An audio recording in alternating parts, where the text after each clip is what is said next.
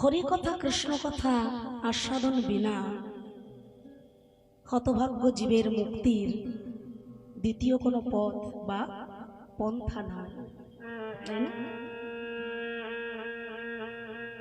আমরা যদি অবহেলার সহিত ভক্ত সঙ্গ সাধু সঙ্গ করতে পারি, তবুও সেই ভক্ত সঙ্গ আমাদের বিফলে যায় না, তাই না? এই হরিবাসরে এইভাবে মাটির ওপরে, চটের ওপরে, ধোলার ওপরে যে আমরা বসে আছি, এ কি কম সৌভাগ্যের বিষয়? হয় না, কম সৌভাগ্য হয় না।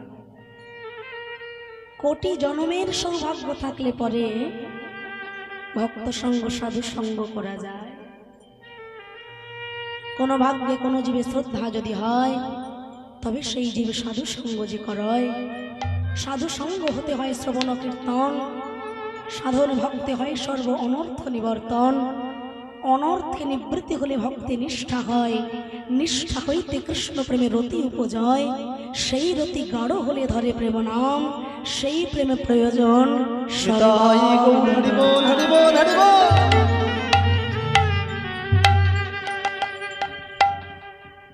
অবহেলার সহিত যদি হরি কথা কৃষ্ণ কথা আস্বাদন করা যায় বা ভক্ত সঙ্গ করা যায়, তথাপিও তার ঊর্ধ্বগতি হয়। আমরা সকলে জানি, আস্বাদন করি সবাই আমরা ভাগবতী মহারাজ অম্বরীশ, যিনি কায় মন বাক্যে সদা সর্বদা সারাটা জীবন হরি কথা কৃষ্ণ কথা এবং হরি ভজন হরি সাধনের মধ্যে দিয়ে কাটালেন, তাই না? সেই মহারাজ অম্বরীশের যিনি ভ্রাতা কুরুকুৎস, তিনি কিন্তু ভক্তিপরায়ণ ছিলেন না।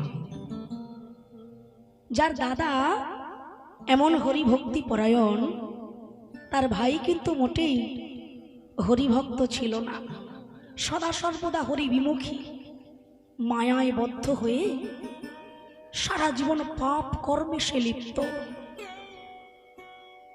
তো মহারাজ অম্বরীশের সভায় মাঝে মাঝেই নারদ ঋষি আসতেন। তা সেই নারদ মুনিকে দর্শন করে একদিন মহারাজ অম্বরীশ বলেছিলেন যে, হে মুনিবর, আপনি তো জানেন হরি ভজন হরি সাধন বিনা হতভাগ্য জীবের কোনো মুক্তি নাই, কোনো পথ নাই। কিন্তু আমার ভ্রাতা, সে যে আজীবন কাল হরি বিমুখ, আমি কেমন করে তাকে হরি ভজনের পথে নিয়ে আসব? আপনি দয়া করে তার মুক্তির কোনো বিধান বলে দিন। নারদ মুনি বললেন, বেশ, তোমার ভ্রাতা তো আজীবন হরি বিমুখী হরি বিদ্বেষী, দেখি কি করা যায়। তা নারদ মুনি যখন সেই ভ্রাতার কাছে গেলেন, সে এত পাপী, নারদ মুনিকে দেখা মাত্রই দূর দূর করে তাকে তাড়িয়ে দিয়েছে। নারদ ঋষি তো ভয় পেয়ে গেছে, বাবা এমনও খুব ব্যবহার, সাধুকে দর্শন করে ভক্তকে দর্শন করে এত দূর ব্যবহার করলেন।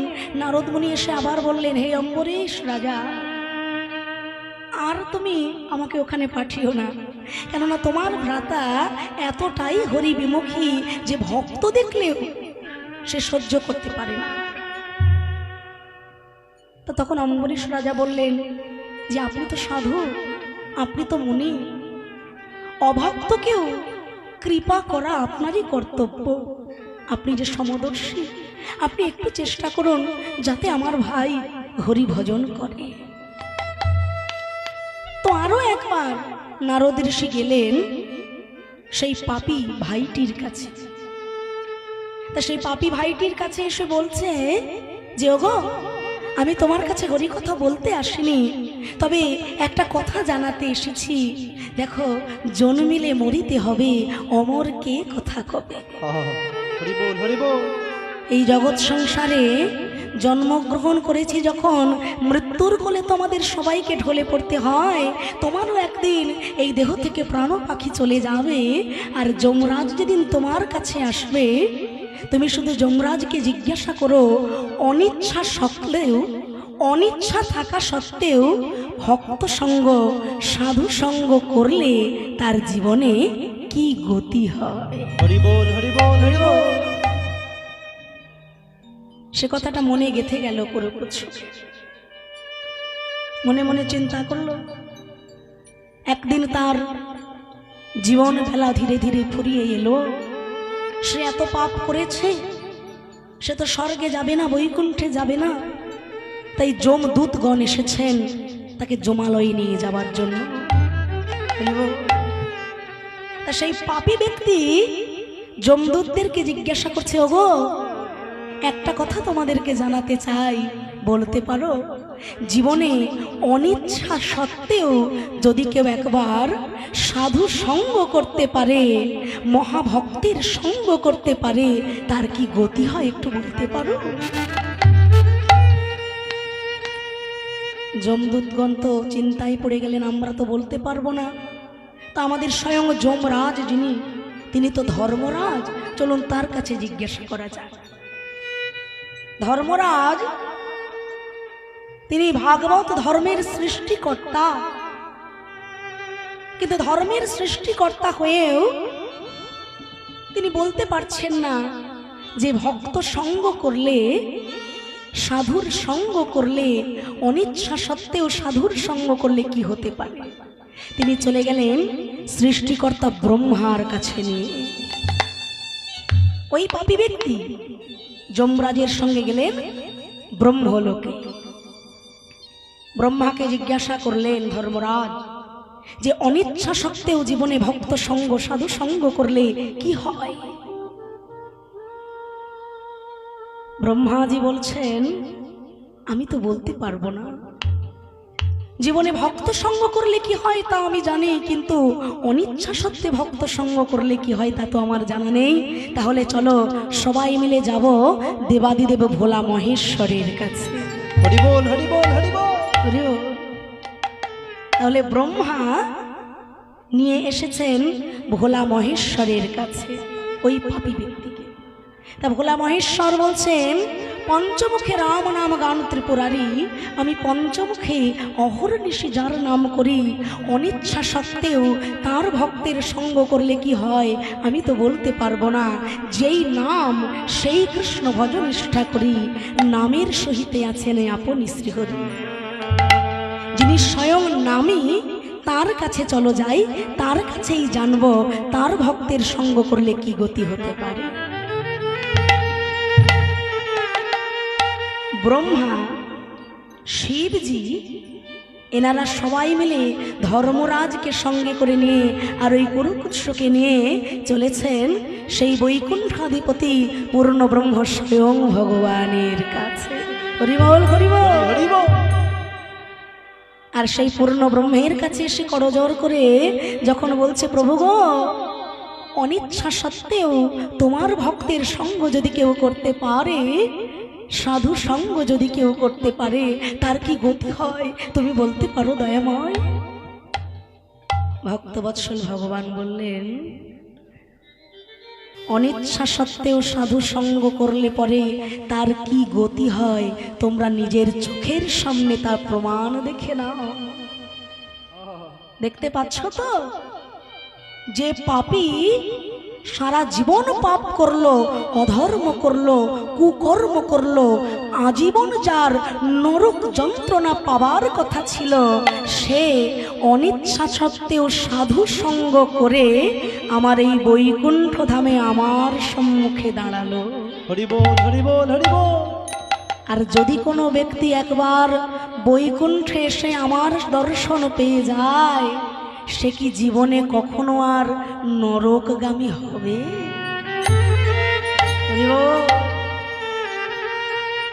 অনিচ্ছা সত্ত্বেও দুইবার নারদ ঋষির দর্শন পেয়েছিলেন বলে ওই মহাপাতকী ভগবানের অনন্ত ধামে, ভগবানের স্ত্রী চরণ তলে আশ্রয় পেল। নিতাই তাই গৌর হরি বল হরি বল হরি বল। তাই আসুন সেই হরি কথা কৃষ্ণ কথা সাধন করতে আমরা এসেছি এই হরিবাসর প্রাঙ্গণে। সকলে মিলে একটু করতালি দিয়ে আমরা হরে কৃষ্ণ নাম গাইব। কি মায়েরা গাইবেন তো? হ্যাঁ, একটু জোর গলায় সবাই মিলে হাতে তালি দিয়ে প্রাণ ভরে গাইব। আর একটু উলুধ্বনি হরি ধ্বনি নিতাই গৌর প্রমানন্দে হরি হরি বল হরি বল হরি। তালি তালি।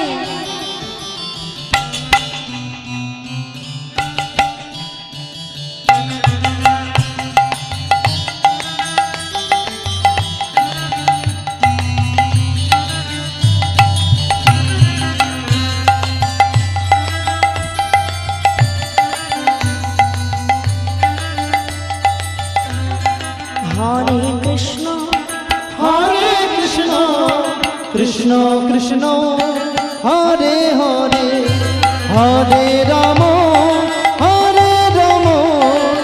রাম রাম হরে হরে। বলে হরে হরে এই তো কৃষ্ণ কৃষ্ণ হরে হরে আরেকটু হরে রাম রাম রাম হরে হরে হরে কৃষ্ণ কৃষ্ণ কৃষ্ণ হরে হরে হরে রাম রাম রাম হরে হরে।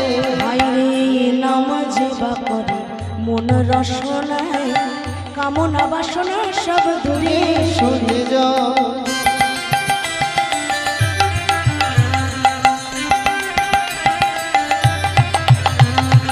এই নাম যেবা করে মন রসনায় কামনা বাসনা সব দূরে চলে যাও।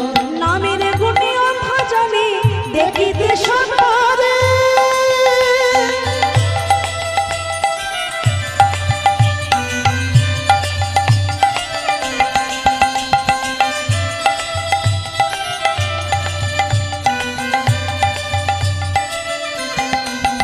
হরি নামের গুণে অন্ধ জানে দেখিতে সবারে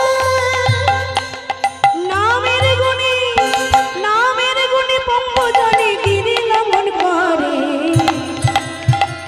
হরে কৃষ্ণ তালে তালে হরে কৃষ্ণ হরি বল। কৃষ্ণ কৃষ্ণ হরে হরে হরে রাম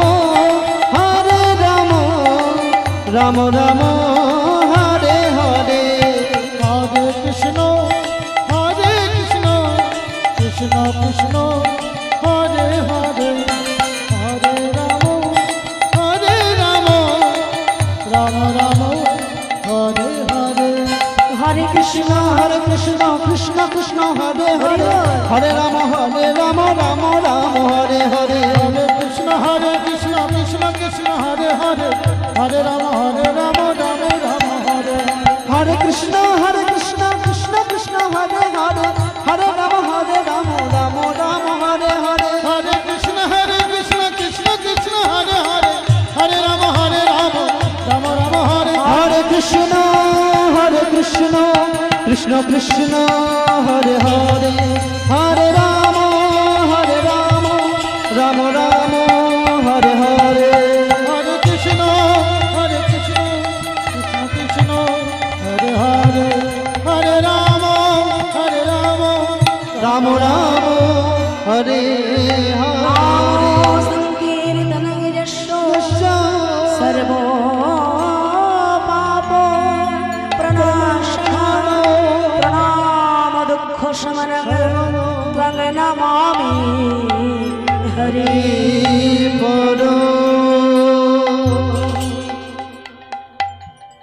যার নাম শ্রবণে জীবের সকল পাপ তাপ দূরীভূত হয়ে যায় সেই প্রেমময় শ্রী গৌরাঙ্গ মহাপ্রভু আজ পুরী ধাম গম্ভীরার সেই ছোট্ট গৃহ মাঝে অন্তরঙ্গ ভক্তগণ সঙ্গে নিয়ে মহাভাবে বিরহ ভাবে হয়েছেন বিভাবিত। হরি বল হরি বল। আজ আমাদের পরম সৌভাগ্যের বিষয় যে শ্রী চৈতন্য মেলায় আমরা হরিকথা কৃষ্ণ কথা আস্বাদন করার জন্য উপস্থিত হয়েছি। শ্রী চৈতন্য মেলা শুনতেই কতটা সুন্দর। জীবের নিস্তার লাগি নন্দসুত হরি, ভুবনে প্রকাশ হন গুরু রূপ ধরি। কৃষ্ণ কথা আস্বাদন করতে গেলে আগে শ্রী চৈতন্যের কথা আস্বাদন করতে হয় বাবা, তাই না? দোতলা চারতলা বাড়ি তৈরি করব, বাড়ির ভিতটা যদি মজবুত না হয়, বাড়ি আমার যতই ডিজাইন থাক না কেন, ওই বাড়িটা কি টেকসই হলো? হলো না। তাহলে কৃষ্ণ কথার ভিত স্বরূপ এই গৌর চন্দ্রিকা গৌর কথা, শ্রী চৈতন্য কথা। তো চৈতন্য মেলায় উপস্থিত হয়েছি, শ্রী চৈতন্যের কথা শুনবো না, তাহলে তো সবটুকুই অসম্পূর্ণ রয়ে গেল। আহা, মহাপ্রভুর যে বিরহ ভাব, সেই বিরহ ভাব তো মুখে প্রকাশ করে বলা যায় না। তার নয়নের ধারা, কৃষ্ণ প্রেমের বিরহের ধারা যেন পিচকারির মতো ভক্তগণকে প্লাবিত করে দিচ্ছে। একে মহাপ্রভু বিরহ ভাবে গম্ভীরায় উপস্থিত, রায় রামানন্দ, আর ওদিকে স্বরূপ দামোদর। সেই বিরহ ভাব চলাকালীন মহাপ্রভুর কাছে একটি পত্র এলো। একটি পত্র পেলেন শ্রী চৈতন্য মহাপ্রভু আমার। কি পত্র? না, এই পত্র লিখে পাঠিয়েছেন কে? এই পত্র লিখে পাঠালেন সেই শান্তিপুরনাথ অদ্বৈত আচার্য প্রভু। প্রভু জগদানন্দের হাতে পত্র দিয়ে তিনি পাঠিয়েছিলেন। কি পাঠালেন? না, সেখানে লেখা আছে কি, বাউলকে কহিও লোকে হইল বাউল, বাউলকে কহিও হাটে নাবিকায় চাউল, বাউলকে কহিও কাজে নাহিক আউল, বাউলকে কহিও কথা কহিয়াছে বাউল। হরি বল, হরি বল। এ কথার অর্থ সবাই বুঝতে পারল না, কিন্তু আমার শ্রী চৈতন্য মহাপ্রভু যার উদ্দেশ্যে লেখাটি পাঠানো হলো, কে পাঠালেন? শান্তিপুরনাথ অদ্বৈত আচার্য প্রভু, আমার শ্রী গৌরাঙ্গ মহাপ্রভু। কলিহত জীব, যারা মায়াবদ্ধ, যারা পাপে আচ্ছন্ন, যারা কামনা বাসনায় লিপ্ত, এই হতভাগ্য কলিজীব ওই গোলকের রাধা মদন মোহনকে তো কখনো পেত না। যদি আমার ওই অদ্বৈত আচার্য প্রভু গঙ্গার জলে নয়ন জলে তুলসী পত্র মিশিয়ে, হে মদন গোপাল একবার এসো, একবার এসো, এই বলে যিনি প্রভুকে আহ্বান জানালেন। আমরা যখন মূর্তি এনে পূজা করি, মূর্তি পূজা হয়ে যাওয়ার পর আহ্বান করে পুজো করার পর আমরা বিসর্জন করি না কি গো? তাহলে যিনি আমার মহাপ্রভুকে আনলেন, হতভাগ্য জীবের দশা মলিন দেখে যিনি আমার গৌরকে আনলেন, তিনি আমার গৌর হরির বিসর্জনের লীলাটি কত সুন্দর করে করছে। যদিও আমার শ্রী চৈতন্য মহাপ্রভুর কোনো বিসর্জন হয় না, তার কোনো অন্তিম লীলা হয় না, অদ্যাপিও সেই লীলা করেন গোরারায়। কোন কোন ভাগ্যবান লীলা দেখিবার আজও লীলা করছেন, এখনো লীলা করছেন, ভবিষ্যতেও তিনি লীলা করবেন। তার লীলার কোনো ক্ষয় নাই, তার করুণার কোনো ক্ষয় নাই, লয় নাই। তবু নররূপে মহাপ্রভু 48 বছর ধরে লীলা করলেন। তাহলে যিনি আহ্বান জানালেন, তিনি বিসর্জনের জন্য পত্র লিখে পাঠালেন। কি? বাউলকে কহিও লোকে হইল বাউল। এখানে বাউলকে আমার শ্রী চৈতন্য মহাপ্রভুকে বোঝালেন। যে তোমার হরি নামে, তোমার কৃষ্ণ নামে লোকে পাগল হয়ে গেছে, লোকে বাউল হয়েছে। বাউলকে কহিও হাটে নাবিকায় চাও। ওই বাউল নিমাইকে বলো আর এই হরিনামের চাউল যেন বাজারে না বিক্রয় করে। বাউলকে কহিও কাজে নাহি কোয়াও। এ জগতে আর আমাদের কোনো কাজ নাই। নররূপে এ জগতে আমাদের কাজ সাঙ্গ হলো ধীরে ধীরে। বাউলকে কহিও কথা কহি আছে বাউল। চৈতন্য বাউলকে বলো এ কথা অদ্বৈত বাউল তাকে বলে দিয়েছে।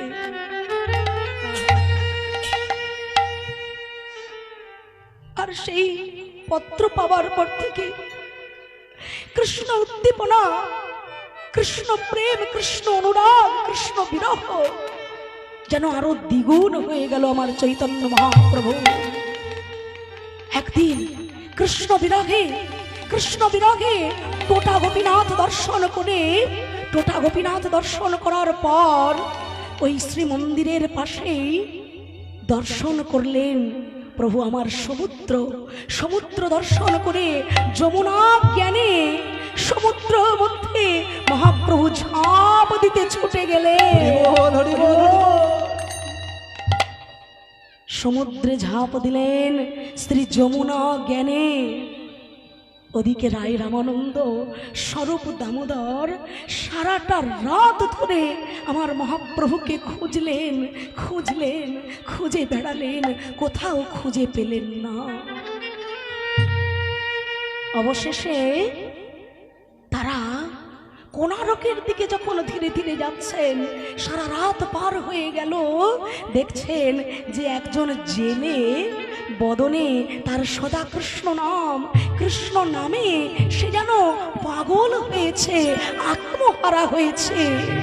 তার নয়নে অবিরত অশ্রুধারা আর বদনে কৃষ্ণ নাম দেখে তারা বুঝতে পারলেন এ তো যেমন তেমন ভক্ত নয়।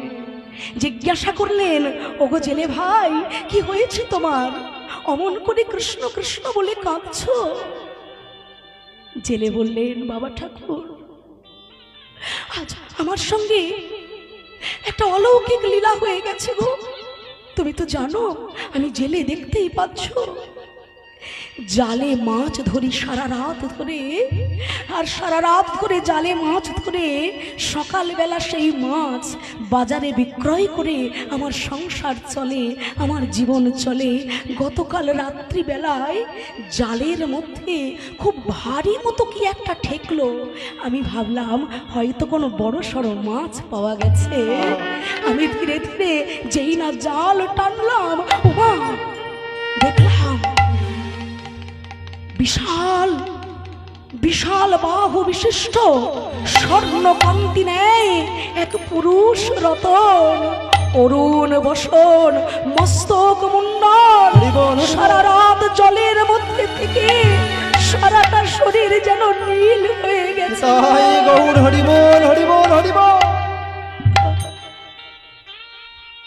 আমি ভাবলাম এ তো মৃত। আমি একটা মরা মানুষকে জালের মধ্যে ধরেছি। যেই না চিন্তা করলাম আমার জাল থেকে ওই মানুষটাকে ছাড়িয়ে দিই, আর কথা চিন্তা করে যেই না ওই অঙ্গে আমি হাত দিতে গেলাম, ওই অঙ্গে হাত দেওয়ার সঙ্গে সঙ্গে আমার বদন যেন কৃষ্ণ কৃষ্ণ বলে ডাকে, আমার নয়ন যেন কৃষ্ণ কৃষ্ণ কৃষ্ণ বলে ডাকে। আমি বদনে না বলতে চাইলেও বদন বলে কৃষ্ণ কৃষ্ণ কৃষ্ণ কৃষ্ণ। আমি জানি না আমার কি ব্যাধি হলো, কি ব্যাধি হলো। কৃষ্ণ কৃষ্ণ কৃষ্ণ কৃষ্ণ কৃষ্ণ কৃষ্ণ কৃষ্ণ হে কৃষ্ণ কৃষ্ণ কৃষ্ণ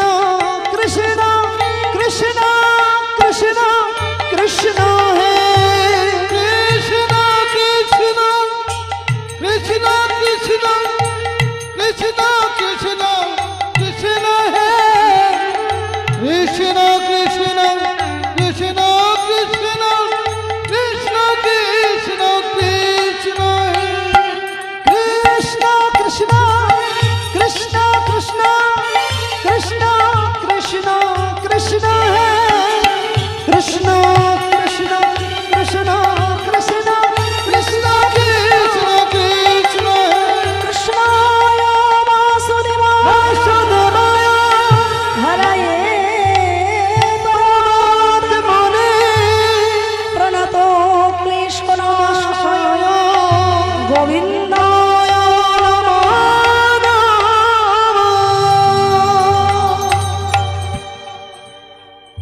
জানো বাবা ঠাকুর, আমার গুরুদেব আমাকে বলেছিল যদি কখনো কোনো বিপদে পড়ো নৃসিংহ মন্ত্র স্মরণ করবে। আর আমি না ভয়ে পড়ে নৃসিংহ মন্ত্র স্মরণ করতে গেলাম, আর ওই নৃসিংহ মন্ত্র স্মরণ করতেই ওই ভূত যেন আমাকে আরো আষ্টে পিষ্টে ধরল গো। হরি বল হরি আমি বল ছাড়ি আমায় নাম ছাড়ে না।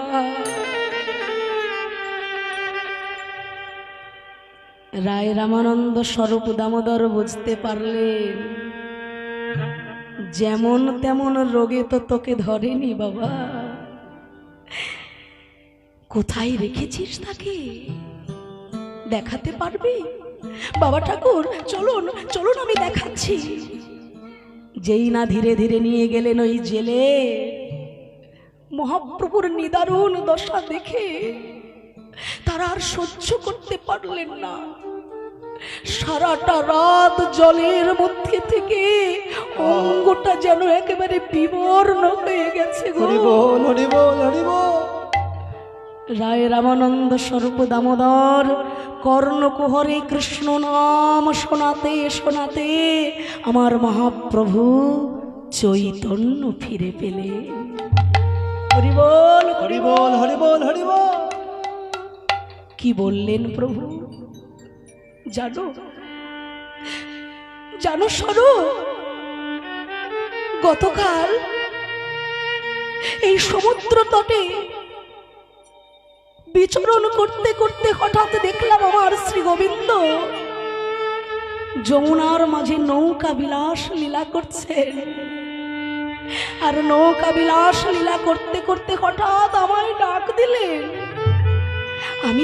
আমি তাড়াতাড়ি করে আমার প্রাণনাথের যমুনায় উঠতে গিয়ে নৌকায় উঠতে আর পারলাম না, পড়ে গেলাম যমুনার জলে। আর সারা রাত ধরে এই সমুদ্রের জলের মধ্যে পড়ে রইলাম। হরি বল হরি বল হরি বল প্রভু সারা রাত ধরে আপনাকে খুঁজতে খুঁজতে আমরা যে দিশেহারা হয়ে গিয়েছিলাম প্রভু। আচ্ছা আমাকে নিয়ে চলো, আমাকে ঘরে নিয়ে চলো। গম্ভীরার ঘরে রাত্রিকালে মহাপ্রভু রয়েছেন লীলায়। ওদিকে ঘরের বাইরে স্বরূপ দামোদর তারা পাহারায় রয়েছে, মহাপ্রভুর যেন কোনো বিপদ না হয়। হঠাৎ হঠাৎ স্বরূপ দামোদর রায় রামানন্দ মধ্যরাত্রে শুনতে পেলেন এক বিকট চিৎকার। কি হলো কি হলো? দরজা খোলো দরজা খোলো। যেই না দরজা খুলে দিল স্বরূপ দামোদর রায় রামানন্দ মহাপ্রভুর বদন দর্শন করে তারা যেন মূর্ছা যাবার মতো দশা। কেন? মহাপ্রভুর সর্ব অঙ্গ, মুখ, নাক, ওষ্ঠ, অধর রক্তে রাঙা হয়ে গেছে। বদনটা যেন ছিন্ন ভিন্ন হয়ে যাচ্ছে। ভক্তগণ জিজ্ঞাসা করলেন, প্রভু তোমার ওষ্ঠ, অধর, নাক, মুখ দিয়ে এত রক্ত?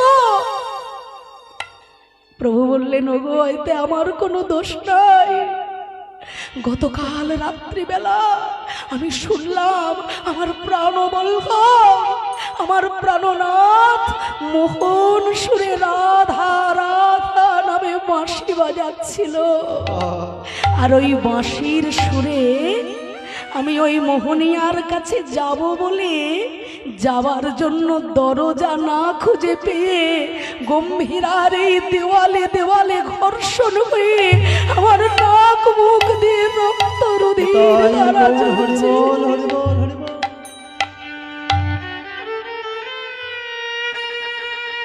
গম্ভীরার প্রতিটা প্রতিটা দেওয়াল জানে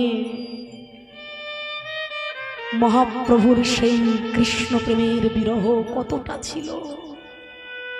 গম্ভীরার প্রতিটি দেওয়ালে দেওয়ালে মহাপ্রভুর সেই রুধির মাখা।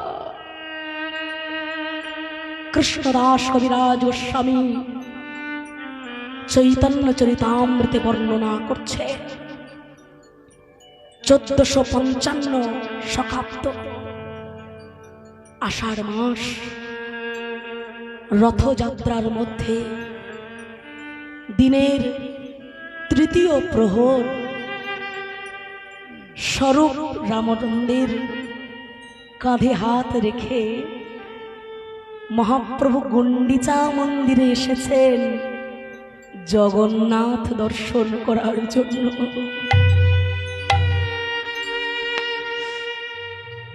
কথাগুলো বলছি বাবা, প্রয়োজন মনে হয়, কেননা আজকালকার দিনে আমরা